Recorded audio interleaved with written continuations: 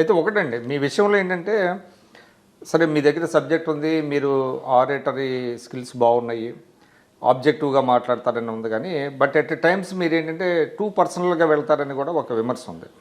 దానికి మీరేమంటారు? అంటే ఒకటండి, మనం విషయాన్ని పూర్తిగా మనసుతో మాట్లాడాలి.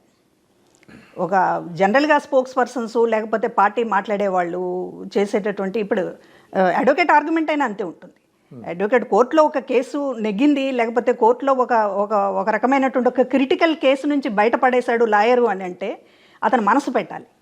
మనసు పెట్టకుండా బుర్ర ఒకటే పెడితే, కేవలం నాలెడ్జ్తో పెడితే సక్సెస్ అవ్వదు కేసు. కాబట్టి నేను మనస్ఫూర్తిగా నేను మౌల్డ్ చేసుకున్నాను. జగన్మోహన్ రెడ్డి గారు జస్ట్ పీపుల్ తరపున ఉన్నారు. ఇవాళ ఎగెనిస్ట్ యువర్ కాన్షియస్ కాదు, కొంత నమ్మాను నేను. ప్రజల తరపున ఉన్నాడు అనేటటువంటిది కొంత, అదే చెప్పాను కదా, ఒక మాయాలోకంలో ఉన్నాము, మోసపోయాము అనేటటువంటిది ఆ రకమైన దీనితోటి. కాబట్టి మనసు ఆర్గ్యుమెంట్ చేసేటప్పుడు నేను గనక లోపాయికారిగా వ్యవహరించి ఉంటే, నేను గనక మొత్తం కూడా పొలిటికల్ కెరీరు, రాజకీయాల్లో రేపు ఏదైనా జరగవచ్చు అనేటటువంటి దీనితో ఉంటే ఖచ్చితంగా చంద్రబాబు నాయుడు గారితో ఒక లైజనింగ్ మెయింటైన్ చేసేటటువంటి ఇదిలోనే మాట్లాడి ఉండేదాన్ని. చాలామంది అదే చేశారు. చాలామంది చాలా ఒక సోఫిస్టికేటెడ్గా, చాలా మర్యాదపూర్వకంగా, డిప్లొమాటిక్గా చాలా మాట్లాడారు. అంటే మాట్లాడినట్టు ఉంటుంది, కానీ దానికి సంబంధించినటువంటి ఎఫెక్ట్ ఏమీ లేకుండా, అన్ని డోర్స్ మూసేసుకోకుండా చాలా జాగ్రత్త పడి ఉండొచ్చు. కానీ ఇవాళ నా పబ్లిక్లో ఒక క్రెడిబిలిటీ ఉండాలి అని అంటే హార్ట్ఫుల్గా చేయాలి. ఎక్కడ చేసినా హార్ట్ఫుల్గా చేయాలి. ఇవాళ ఎందుకు ఈ తెలుగుదేశం పార్టీకి సంబంధించి అన్ని విమర్శలు చేశారు అనేటటువంటిది మీరు అడిగినా లేకపోతే ఇంకొకళ్ళు అడిగినా నా సమాధానం, నేను ఇక్కడ ఉంటానని అనుకున్నాను. ఇది నా పార్టీ అనుకున్నాను. నేను ఇక్కడ రాజకీయాల్లో పార్టీలు మారతారనేటటువంటిది ముందు నుంచి నాకు ఆలోచన లేదు. ఇది ఈ పార్టీలో చాలా కాలం పాటు నేను నిలబడాల్సి ఉంటుంది, ఇది నా నేల, ఇది నా మట్టి అనుకున్నాను. కాబట్టి దీనికి సంబంధించినటువంటి పూర్తిగా నేను ఓన్ చేసుకున్నాను. ఓన్ చేసుకోబట్టే నాకు చంద్రబాబు నాయుడు గారితో మరొకసారి ఏమన్నా అవసరం వస్తుందని కానీ, లేకపోతే ఆ సెక్షన్స్తో దగ్గర అవ్వాల్సి వస్తుంది కానీ అనుకోలేదు. కాబట్టి నేను పూర్తిగా రాజకీయంగా ఇటే ఉన్నాను అనుకున్నాను. కాబట్టి నేను మీరు ఏ పని చేసినా అంతే చేయాలి. మనసా వాచా కర్మణ చేస్తేనే సక్సెస్ అవుతామనేటటువంటిది నా పద్ధతి. అది అలాగే చేశాను అంతే తప్ప. కానీ ఒకటండి, అంటే మీరు చంద్రబాబు నాయుడు గారినో తెలుగుదేశం పార్టీ లీడర్స్ను విమర్శించడం అది రాజకీయ పరమైంది. బట్ మీరు what you did and what you done ఏంటంటే, రామోజీరావు గారి మీద కూడా మీరు చాలా విమర్శలు చేశారు. దాని వెనక కొంతమంది తమ దుగ్ధని తీర్చుకోవడానికి మిమ్మల్ని ముందుకు నెట్టి అట్లా చేశారని అనుకోవాలా? అంటే సజ్జల రామకృష్ణారెడ్డి కావచ్చు, జీవీడి కృష్ణమోహన్ కావచ్చు, వీళ్ళందరూ కలిసి రామోజీరావు గారి మీద ఆయన బ్రాండ్ ఆఫ్ జర్నలిజాన్ని మీరు చాలా తీవ్రమైన విమర్శలు చేశారు కదా, అది కూడా మీరు మిమ్మల్ని అట్లా ఇంప్లికేట్ చేశారని మీరు అనుకుంటున్నారా? ఒకటండి, ఏం మాట్లాడినా స్క్రిప్ట్ లేకుండా మేము మాట్లాడలేదు. స్క్రిప్ట్ ఎవరు ఇచ్చేవాళ్ళు? ఖచ్చితంగా సజ్జల రామకృష్ణారెడ్డి, జీవీడి కృష్ణమోహన్ గారికి స్క్రిప్ట్ ఇస్తారు. జగన్మోహన్ రెడ్డి గారితో వాళ్ళు మాట్లాడతారు. వాళ్ళు ఆయన అభిప్రాయాలని వీళ్ళు స్క్రిప్ట్ ఇస్తారు. ప్రతి లైను కూడా మేము ఏమి మాట్లాడినా పైన మాట్లాడమంటేనే మాట్లాడాను తప్ప మేము తీసుకొచ్చి పెట్టుకుని, మాకు చంద్రబాబు నాయుడు గారితో నాకేం శత్రుత్వం ఉంటుంది?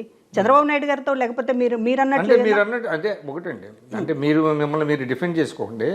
అంటే వాళ్ళు ఎటువంటి స్క్రిప్ట్ ఇచ్చినా కూడా అది ఇల్లాజికల్గా, ఇర్రేషనల్గా ఉన్నప్పుడు దానిని ఈ విధంగా ఉంది అని మీరు కొంచెం దాన్ని టోన్ డౌన్ చేయటము అది మీరు చేయాలి కదా యాజ్ ఎ పొలిటీషియన్. ఒకటి, రామోజీరావు గారి మీద నేను ఎప్పుడు కూడా అంత ఇదిగా వెళ్ళలేదండి. నాకు గుర్తున్నంత వరకు నేనేమి వెళ్ళలేదు. ఇప్పుడు చంద్రబాబు నాయుడు గారి మీద అయినా పొలిటికల్గా మాట్లాడినప్పుడు ఎక్కడా కూడా ఒక మాట తోలలేదు. స్క్రిప్ట్లో ఏమన్నా ఉన్నప్పటికీ కూడా, ఒకవేళ లేకపోతే ఇట్లా మాట్లాడితే జగన్ గారు హర్షిస్తారు అనేటటువంటి వాతావరణం ఉన్న సందర్భాల్లో కూడా ఎప్పుడూ కూడా అన్కాన్స్టిట్యూషనల్గా కానీ లేకపోతే అన్పార్లమెంటరీ వర్డ్గా కానీ ఒక్క మాట కూడా నేను చంద్రబాబు నాయుడు గారికి సంబంధించి ఎప్పుడూ మాట్లాడలేదు. రాజకీయంగానే విమర్శించాం సీరియస్గానే. లేదు ఎప్పుడు కూడా ఇట్లా అన్నదేంటి అనేటటువంటి విధంగా ఎప్పుడు వ్యవహరించలేదు. డిబేట్స్ కావచ్చు, డిబేట్స్లో ప్రధానంగా చాలా ఆవేశాలు ఉంటాయి.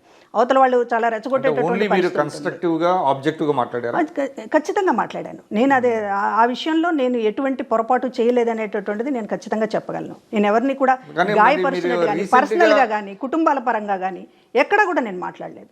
లోకేష్ గారిని నేను ఎప్పుడూ విమర్శించలేదు. చంద్రబాబు నాయుడు గారిని పొలిటికల్గా విమర్శించాను. రామోజీరావు గారిని కూడా నేను ఎప్పుడు విమర్శించలేదు. అంటే అది మీ సంస్కారం కింద మనం భావించాలి. మీరు వ్యక్తిగతంగా విమర్శించలేదు, అది ఎవరైనా హర్షిస్తారు. కానీ వైఎస్ఆర్సీపీలో ఎప్పుడైతే ఈ జుగుప్సాకరంగా వ్యక్తుల మీద వ్యక్తి హననం చేయటం మొదలుపెట్టారో మీ బోటోళ్ళు మరి ఎందుకు సైలెంట్గా ఉన్నారు? అంటే ఒకటి 5 ఏళ్లలో నేను మహిళా కమిషన్కి రావడం, మహిళా కమిషన్ చైర్పర్సన్గా ఉన్నప్పుడు పాలిటిక్స్లో మాట్లాడడానికి అంత ఉండదు, మాట్లాడమని చెప్పారు. జగన్ గారు మాట్లాడమంటున్నారు మిమ్మల్ని, అసెంబ్లీ స్పీకర్ గారే మాట్లాడుతుండగా మీకేంటి అని కూడా అన్నారు. అది కూడా అన్నారు. జగన్ గారు కోరుకుంటున్నారు మీరు ఇంతకు ముందు మాట్లాడినట్టుగానే మాట్లాడండి అంటే, మీరు ఈ పోస్ట్లో పెట్టినప్పుడు నేను మాట్లాడలేను, కావాలంటే రిలీవ్ చేయండి, ఎమ్మెల్సీ ఇవ్వండి, మాట్లాడతాను, అంతే తప్ప ఈ పోస్ట్లో ఉండి రాజకీయాలు మాట్లాడడం అనేది చెయ్యను అని చెప్పాను. ఆ రకంగానే రాజకీయాలు మాట్లాడలేదు. మహిళల పరంగా దానికి సంబంధించినటువంటిది ఏమన్నా పొలిటికల్గా విమర్శించానేమో తప్పే, ఉమెన్ యాంగిల్లో తప్ప ఈ 5 ఏళ్ళు పొలిటికల్ విమర్శ నేను ఎవరి మీదైనా చేయలేదు. సుమన్ టీవీలో మీ పర్సనల్ అండ్ బిజినెస్ ప్రమోషన్స్ కోసం కింది నెంబర్కి కాంటాక్ట్ చేయండి.